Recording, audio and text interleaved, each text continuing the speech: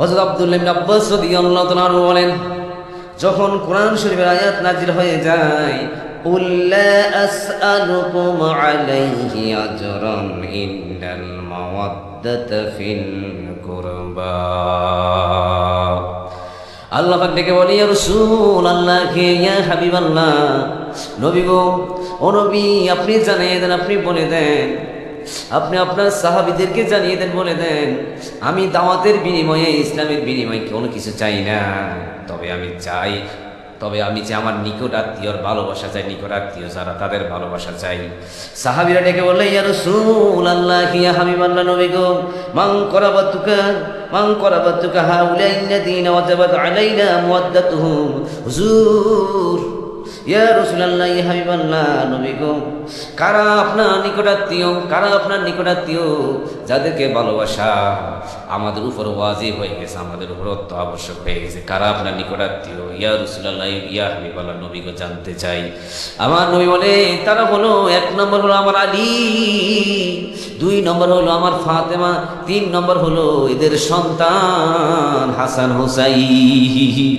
এদেরকে ভালোবাসতে হবে, এদেরকে মহব্বত করতে হবে। নবী আমার ইসলামের বিনিময়ে, দাওয়াতের বিনিময়ে কোনো কিছু চায় না, আহলে বাইতের ভালোবাসা চায়, আহলে বাইতের মহব্বত চায়।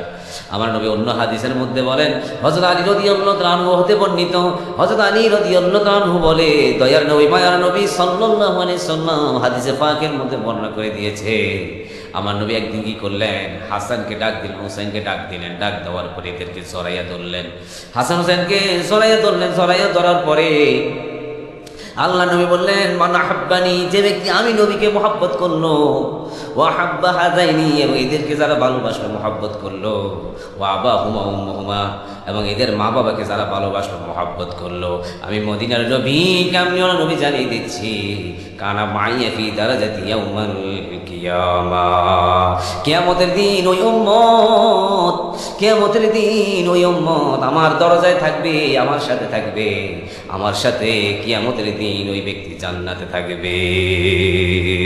তাহলে আমরা আহলে বাইতকে ভালোবাসতে হবে, আহলে বাইতকে মহব্বত করতে হবে।